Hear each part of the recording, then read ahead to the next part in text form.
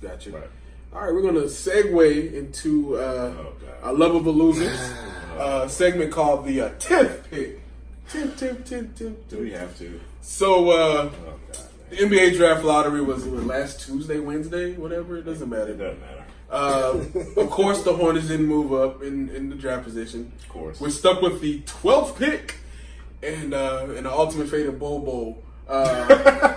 So, why is there a black cat running around Time Warner Cable Arena, and how do we get rid of this mother sucker? Let's go, guys. Let's dig in on this. I don't even know how to address this, and I'm gonna be honest with you. When Buddy was up there calling out the pick, and when Charlotte came up 12, I didn't even. Yeah, because it's like no emotion. There's no way I can expect to win 39 games and then come out with a top 4 draft pick. What I was upset about was the fact that team from Louisiana ended up with the number 1 pick. LeBron James and his LA Lakers ended up with the 4th pick.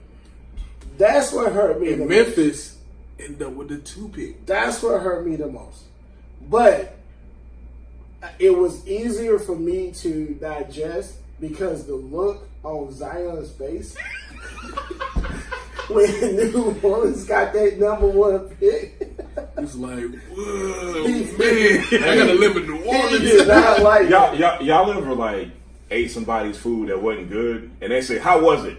That was Zion's face. It was like Zion was like, "It's good. It's okay. It's straight. It's like, it's good."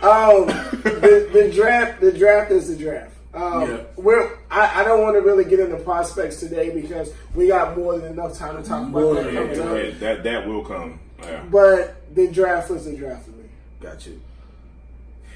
So usually, like when this draft lottery comes around, I usually make it a point to like, all right, I will be in front of a TV just so I can see what's what. It's negative Nancy all week. I've been in a really grumpy mood this week, man. I will be the first to tell you I've been extra grumpy this week. So when the draft lottery came around this time, I was like, I'm not watching that shit, man. I'm sorry. I had no interest in the draft lottery for a couple of reasons. Number one, because I've been on the trade to pick train forever, so it hardly mattered where this pick was. And the main reason I didn't watch the draft lottery because I expected us to not have any luck. When has this franchise ever had any good luck? Now, please name me one time that this iteration of the Hornets has ever had any good luck. I'll wait. There is none. So, with that being said, I didn't expect nothing. I didn't expect anything to change. I actually missed, because at some point I did go on my phone and just see what was going on. And so I actually missed when the Hornets got announced. So when I saw it, I was like, oh, 12. Okay, cool, whatever. I'm with Vince. The only thing that really set me was like, wow. Well, I was happy that the Lakers did not get the number 1 pick. I was too happy with that.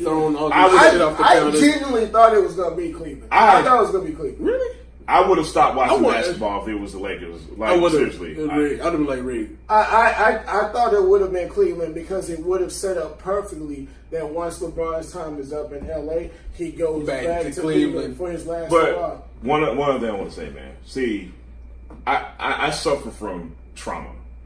I suffer from deep trauma with the draft lottery. Let me explain why.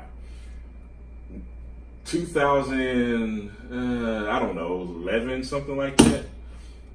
The Hornets had a draft lottery meeting / party, whatever you want to call it. It was for season ticket holders who wanted to renew and all the stuff. It was about 10 people there. And I was there, and they were going through the picks. And I don't know who it was, but with the number 2 pick, and it said Bobcats. And I had a set of keys in my hand, and I just threw them down as hard as I can. And my head just sunk, and I was like, what else can we do, man? I still have trauma from that day. Now, I can't go through this again. That's why I didn't watch it, man. I'm going to apologize in advance for being this guy, okay? As much as I hate what happened on that fateful night, I feel like I'm obligated to throw out there that the team that has had the greatest odds of getting the number one pick Never gets them. never get like Yeah. I think if you got to put a percentage on it, I think maybe 10 or 12% in the history of all the draft lotteries has the team with the highest chance ever got the number one pick. So now unless you got a cold envelope So and your name is Patrick Ewing. well, and he denies that flatly. He denies that. But see, and it's funny because like I never heard about the envelope story until like a year or two ago.